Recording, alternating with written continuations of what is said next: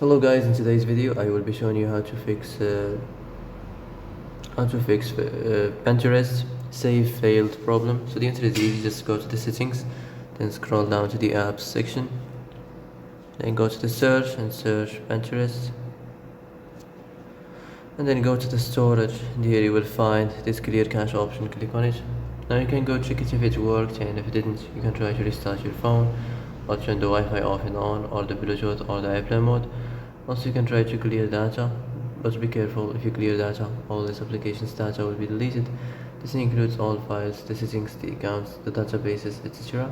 So be careful if you wanna clear your data.